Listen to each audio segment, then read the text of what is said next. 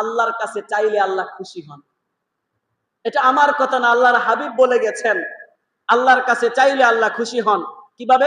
আল্লাহর হাবিব সাল্লাল্লাহু আলাইহি ওয়াসাল্লাম হাদিসে পাকের মধ্যে বলেন, وقال رسول الله صلى الله عليه وسلم الله أشد فرحا بتوبة عبده من أحدكم سقط على بعيره وقد أضله في أرض فلات।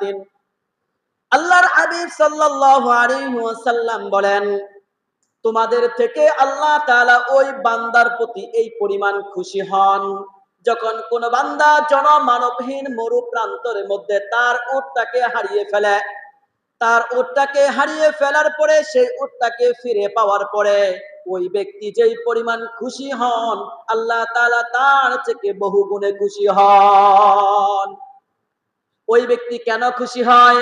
কারণ জনমানবহীন মরু প্রান্তরে যখন কোন ব্যক্তি উট নিয়ে সফর করে, চতুর্দিক দিয়ে কয়েকশো কিলোমিটার দূরত্ব যখন তার থাকে, আর তার সেই উটের মধ্যে যখন তার খাবার, তার পানীয় এবং তার জীবন ধারণ করার সর্বপ্রকার উভয় উপকরণ থাকে, আর যখন সেই উটটাকে হারিয়ে ফেলে, তার খাবার হারিয়ে ফেলে, পানি হারিয়ে ফেলে, জীবন ধারণের উপকরণ হারিয়ে ফেলে, তাহলে এই সব কিছু হারিয়ে ফেলার মানে হচ্ছে ওই ব্যক্তি এই জনমানবহীন মরু প্রান্তরে তার নিশ্চিত মৃত্যুর মুখোমুখি রয়েছে।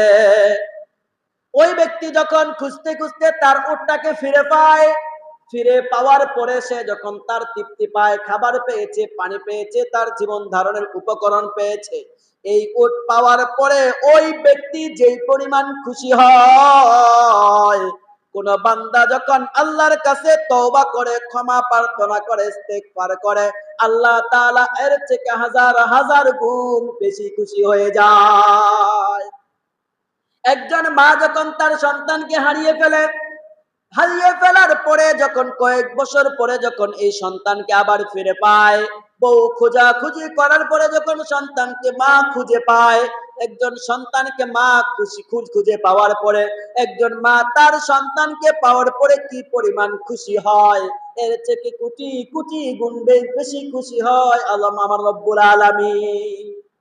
মুহতারাম হাজিরিন, মানুষের গুনাহ হবে, ভুল হয়ে যাবে, শয়তান ধোঁকা দেয়, অপ্রত্যাশিত ভাবে গুনাহ হয়ে যায়, কিন্তু গুনাহ যখন তওবা করে আল্লাহর কাছে অনুশোচনা করে, আল্লাহর কাছে লজ্জিত হয়, তখন আল্লাহ রাব্বুল আলামিন ওই বান্দার প্রতি খুশি হয়ে যায়, ওই বান্দার প্রতি রাজি হয়ে যায়, ওই বান্দা তাকে আল্লাহ তাআলা মাফ করে দেয়।